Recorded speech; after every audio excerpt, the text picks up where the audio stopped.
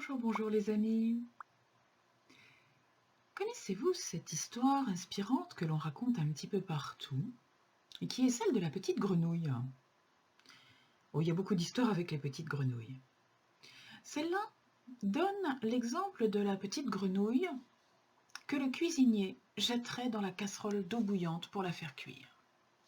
On jette la petite grenouille dans la casserole d'eau bouillante et à peine entre-t-elle en contact avec l'eau bouillante qu'elle fait un saut, un effort considérable pour se sortir de l'eau bouillante, parce que l'eau bouillante la brûle et qu'elle comprend bien qu'on veut attenter à sa vie. Le cuisinier malin, lui, va faire autrement. Il va préparer une grande casserole d'eau froide et il va mettre ses petites grenouilles dans l'eau froide. Et les petites grenouilles vont se trouver bien dans l'eau froide, elles sont dans leur élément dans l'eau. Et puis le cuisinier va allumer très doucement le feu sous la casserole. Ce qui fait que petit à petit, l'eau va tiédir agréablement et les petites grenouilles vont être de plus en plus agréablement entourées par l'eau tiède. Et bien sûr, elles vont se sentir bien et ne se méfier de rien. Et au fur et à mesure que le temps passe, la température de l'eau monte, nos petites grenouilles sont, vous savez, comme quand on est dans un bain d'eau chaude, on s'engourdit petit à petit. Et c'est ce qui va arriver à nos petites grenouilles. Elles vont s'engourdir, elles vont se prélasser, elles vont se trouver bien. Et aucune d'entre elles ne va s'inquiéter. Parce qu'aucune d'entre elles ne va se rendre compte qu'elle est en train de cuire. Jusqu'à ce qu'au bout d'un moment, les petites grenouilles perdent complètement la conscience, complètement la connaissance, et finissent par être cuites, pour de bon, sans s'être rendu compte de rien. Ouais, ça c'est l'histoire de la petite grenouille. Lorsque le cuisinier maladroit plonge sa grenouille dans l'eau bouillante, la grenouille comprend qu'on est en train de lui faire du mal et elle s'en va. Lorsque les grenouilles ont affaire à un cuisinier malin, il fait semblant de les mettre dans de bonnes conditions pour leur bien-être. Et petit à petit, il leur fait du mal en prétendant leur faire du bien. Eh bien, d'une certaine manière, nous sommes tous des petites grenouilles. Nous sommes tous des petites grenouilles. Lorsque quelque chose de violent nous arrive, nous nous défendons, nous le refusons, nous le rejetons. Nous avons un réflexe de survie pour nous protéger de cette violence. Mais lorsque quelque chose nous fait du mal, alors ça peut être n'importe quoi. Ça peut être quelqu'un, ça peut être une situation, ça peut être des conditions de travail, ça peut être des conditions sociétales, ça peut être n'importe quoi. Là, je parle en général, parce que le geste est le même absolument pour tout. Lorsque les choses commencent doucement, un petit désagrément qui passe, quelque chose qui nous empêche de faire ce qu'on veut, mais qui, d'un autre côté, semble être une protection pour nous. Ça passe. Chaque jour, un petit peu, ça passe. Chaque jour, un petit peu plus, ça passe.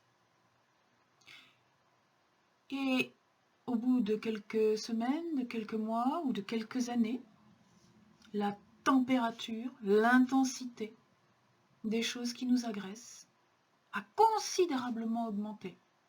La pression qui s'exerce sur nous, la cuisson qui s'exerce sur nous, a considérablement augmenté.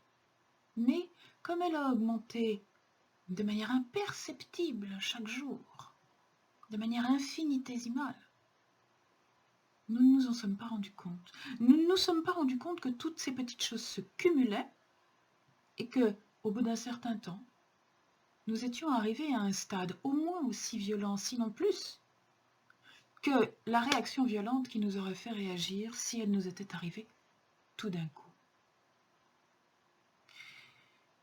Et c'est ainsi que progressivement de nombreuses personnes meurent à petit feu. Alors soit elles meurent physiquement, soit elles meurent psychiquement, soit elles meurent intellectuellement, spirituellement, mais c'est une mort quand même. C'est une mort par cessation de la vie.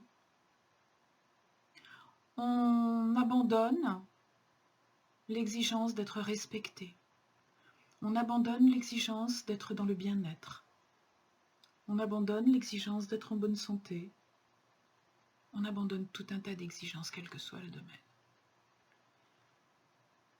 Ce peut être, je vous donnerai 1 ou 2 exemples pour être plus concrète, mais ce ne sont que 2 exemples et véritablement il peut y en avoir des milliers d'autres.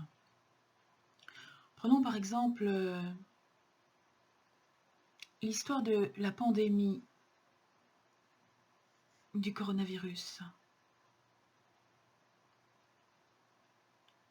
On commence par interdire de petites choses.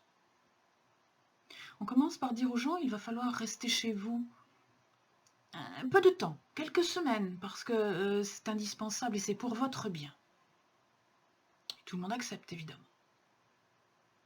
Et puis après, il va falloir, quand vous allez dans les lieux clos, porter des masques. C'est pour votre bien. Tout le monde accepte, bien sûr. Et après,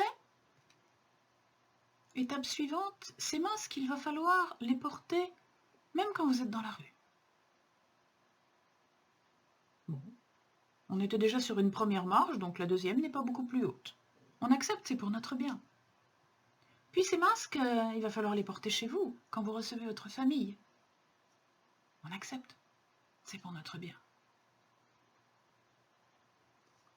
Et puis, l'épidémie progresse. Il va peut-être falloir un nouveau confinement. Tout le monde en a peur. Mais, alléluia, on ne va pas être confiné. On va être couvre-feuté, si j'ose dire. C'est-à-dire, au lieu d'être confiné, ouf, on n'est plus interdit de sortie que de 20h à 6h du matin. C'est beaucoup mieux. Il y a 2 ou 3 ans, si quelqu'un avait dit interdiction de sortir entre 20h et 6h du matin, ça aurait été la révolution. Et là, ouf, quel soulagement. Et puis petit à petit, le couvre-feu, 20h, 6h n'est pas suffisant. Il va falloir faire un couvre-feu 18h, 6h. Et puis peut-être un couvre-feu 16h, 6h. Et puis peut-être un couvre-feu à partir de midi. Voyez, la température monte petit à petit. Et la petite grenouille ne se rend pas compte parce qu'elle croit que c'est pour son bien. Autre exemple, à la maison, un jeune couple, tout va très bien. Et puis un beau jour, l'un des deux a une réflexion désagréable vis-à-vis de l'autre. C'est inhabituel, l'autre est surpris, mais c'est inhabituel, ça ne se reproduit pas. Peut-être est-ce qu'il y a des excuses même. Et puis, progressivement, les petites réflexions désagréables interviennent 2 ou 3 fois par semaine, puis chaque jour, puis peut-être plusieurs fois par jour. Et puis un jour, il y a une bousculade. Et puis, les bousculades deviennent de plus en plus fréquentes, 1 ou 2 fois par mois, 1 ou 2 fois par semaine, chaque jour. Progressivement, chaque jour, le ton monte, la rudesse progresse. Mais comme on était habitué à ce qui s'était passé la veille, la température monte doucement. Et au bout d'un moment, on arrive à des violences conjugales, physiques ou verbales, et on ne s'en est pas rendu compte parce qu'on s'est habitué. Si un éclat de violence s'était produit à partir de zéro, à partir de l'état de bien-être, on aurait été choqué. Mais là, comme les choses se produisent marche par marche, centimètre par centimètre, on ne s'en rend pas compte. C'est la température qui monte sous la casserole. Ça, c'est valable dans tous les domaines. C'est valable en milieu professionnel.